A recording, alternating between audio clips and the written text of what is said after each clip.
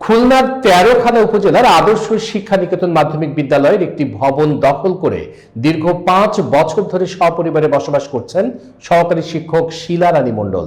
এর ফলে শিক্ষার পরিবেশ ব্যাহত হচ্ছে বলে অভিযোগ করেছেন স্থানীয়রা। বিস্তারিত থাকছে রাসেলের প্রতিবেদনে।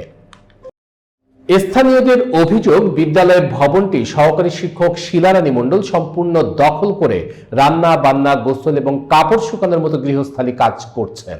এমনকি টিন শেড বেড়া দিয়ে ভবনের ভেতর বসত বাড়ির পরিবেশ তৈরি করেছেন। বিদ্যালয় চলাকালেও শিক্ষকের পরিবার সেখানে উপস্থিত থাকেন। শিক্ষার্থীরা জানান, প্রায় শিলার স্বামী, শ্বশুর, শাশুড়ি এবং সন্তানদের দেখা যায় স্কুল মাঠে। এই বিষয়ে অভিভাবকরাও ক্ষোভ প্রকাশ করে জানান, শিক্ষক শিলা রানী মণ্ডল বাসা ভাড়া না নিয়ে বিদ্যালয়কে নিজের বাড়িতে পরিণত করেছেন, যা শিক্ষার পরিবেশ নষ্ট করছে। এছাড়া বিদ্যালয়ের প্রধান শিক্ষক উদ্ভব কুমার মহান্ত নিয়োগের নামে লক্ষ লক্ষ টাকা আত্মসাৎ করে পালিয়ে বেড়াচ্ছেন। কর্মচারী নিয়োগে প্রায় 70 থেকে 80 লাখ টাকা আত্মসাতের অভিযোগ রয়েছে তার বিরুদ্ধে। 1.5 মাস ধরে বিদ্যালয়ে তার অনুপস্থিতি পরিস্থিতি আরো জটিল করে তুলেছে। শিলা ম্যাডামকে এই জায়গায় থাকতে দিয়েছিল, কিন্তু আসলে এই জায়গায় থাকায় ছাত্রছাত্রীদের অনেক অসুবিধা। আমাদের প্রতি ছাত্রছাত্রীর বাইরের যেই সাইকেলগুলো আছে ওই বাউন্ডারি লাইনে থোয়া, ওইগুলো অন্য মানুষদের জায়গা।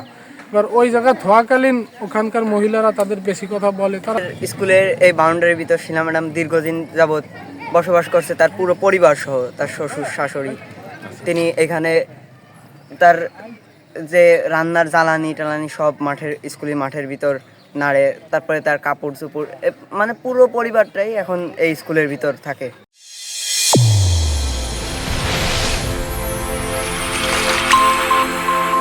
চ্যানেল A1 হৃদয় রেসপন্স।